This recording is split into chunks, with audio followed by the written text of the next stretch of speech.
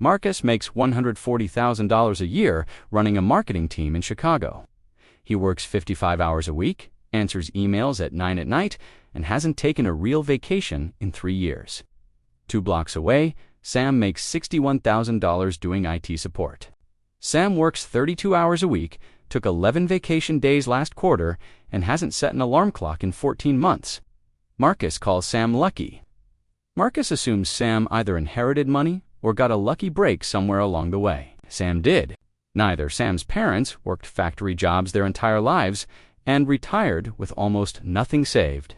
Sam actually started with less than Marcus did, not more. Sam figured out something that has almost nothing to do with income and everything to do with psychology. By the end of this video, you'll know every single trait, every mental habit, every quiet decision that people who actually escape the rat race have in common, in the exact order they usually show up in someone's life.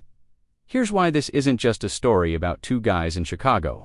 Most people assume escaping the rat race means winning the lottery, selling a startup, or inheriting money from a relative you barely knew. It doesn't. The overwhelming majority of people who actually step off the treadmill do it on completely ordinary incomes, using psychological patterns anyone watching this can start copying today.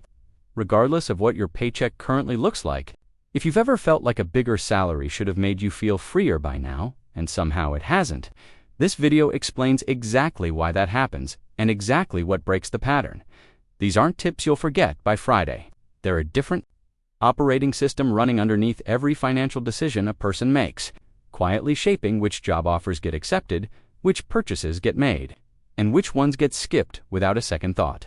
Once you see it installed in someone else's life, you'll start noticing exactly where it's missing from your own, and that noticing is usually the first real step out. Let's start with the one that quietly controls every other trait on this list: identity decoupling. It's the practice of separating your sense of self-worth from your job title, your salary, or how your career looks from the outside looking in. What makes this trait so powerful is what happens without it. If your identity is fused to your career, quitting a bad job or taking a pay cut to buy back your time doesn't feel like freedom. It feels like losing yourself in front of everyone who's ever known you. A surprising finding from well-known happiness research is that emotional well-being tends to level off once basic comfort and security are covered.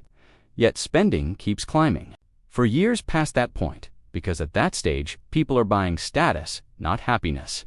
People who've decoupled their identity from their career can hear the words, "We're restructuring your role," without their entire sense of self collapsing in the same sentence.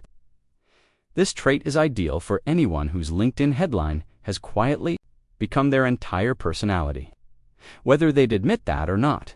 But the next one sounds almost too simple, and that's exactly why most people skip it entirely. The enough number. This is a specific, calculated amount of money that defines when someone has enough, instead of letting that number drift upward every single time their income rises. A commonly used version of this math says your number is roughly 20 times your annual spending, because a withdrawal rate of around 4% a year can statistically support that, spending indefinitely without running out. The surprising part is how much the savings rate itself controls the entire timeline. Someone saving 50% of their income can reach that number in around 17 years. Someone saving 10% might need over 4 decades to hit the exact same target, even earning far more along the way. The math was never really about income. It was always about the size of the gap between what comes in and what goes out. Most people can name their dream salary in about 2 seconds, but ask them what their enough number actually is, and you'll usually get silence, because nobody ever taught them that a finish line was even allowed to exist. This one is ideal for anyone whose spending has quietly kept pace with every raise they've ever received without them noticing it happen. Now comes one that's more physical than financial: time wealth prioritization. This means treating hours as the resource that's actually scarce, and money as the one that renews itself. People who think this way will take a lower salary for a shorter commute or more flexible hours. Because they've run math, most people skip entirely. Someone earning less while working 10 fewer hours a week is often making a higher effective hourly wage than someone earning more while grinding through unpaid overtime. A surprising finding from commuting research is that a long daily commute drags down life satisfaction almost as strongly as a pay raise lifts it up, which means many people are trading away exactly what the raise was supposed to buy them in the first place. Sam took the job with the shorter commute 2 years ago and still talks about it as the best financial decision he's ever made, even though the offer letter technically paid less. This trait is ideal for someone who upgraded their salary but quietly downgraded every evening of their week to get it. The next one looks like restraint from the outside, but it isn't. Invisible spending discipline. This is the deliberate choice to keep visible spending flat while income keeps climbing, redirecting the difference toward assets instead of appearances. Unlike ordinary budgeting, this isn't about saying no to things constantly. It's about moving the extra money before lifestyle gets a chance to claim it as its own. A surprising and well-documented pattern is that a large share of every raise, often somewhere close to 2/3 of it, silently gets absorbed into lifestyle within a year, unless it's redirected automatically the moment it lands in the account. The people who practice this well tend to look from the outside almost boring, which is exactly the point, because boring is cheap, and cheap is what leaves room for everything else on this list to actually work. This trait is ideal for high earners who somehow feel financially stretched despite a 6-figure salary sitting right there on paper every month. Here's one that's less emotional and a lot more mechanical. Automated decision removal. This means designing systems so saving happens without a decision, while spending requires extra friction to actually happen.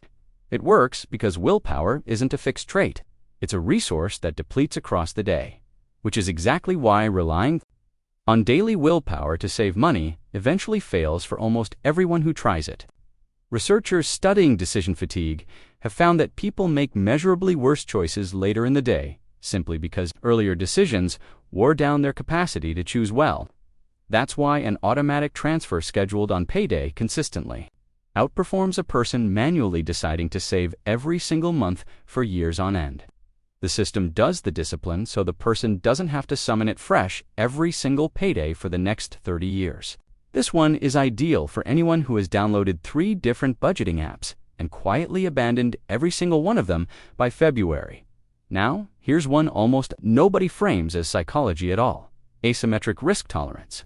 This is having a financial buffer large enough that career risks stop feeling dangerous in the first place. Most people avoid quitting a job or starting something new because the downside feels catastrophic and permanent. A cushion of 6 to 12 months of expenses turns that exact same decision into a manageable experiment instead of a crisis with no way back.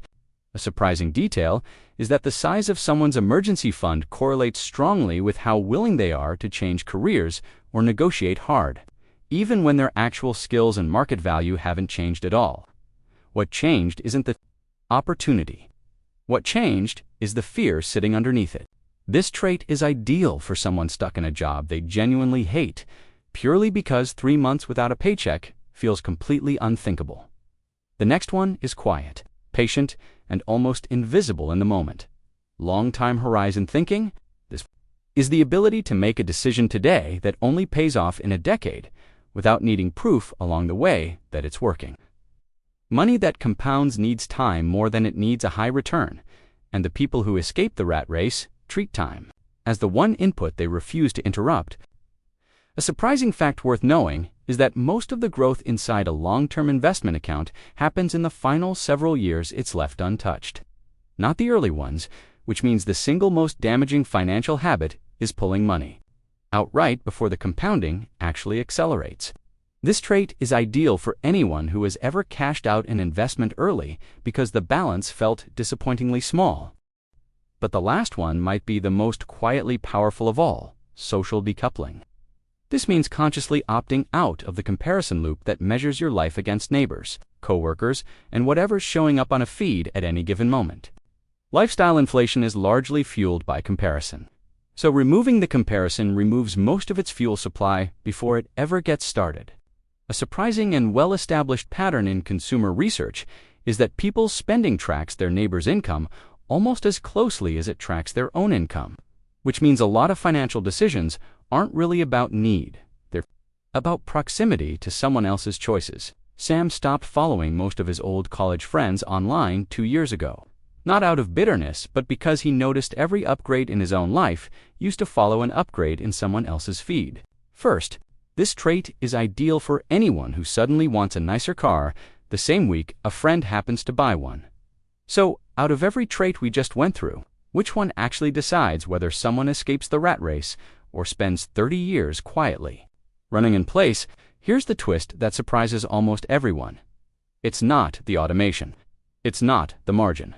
It's not even identity decoupling, as important as that one genuinely is.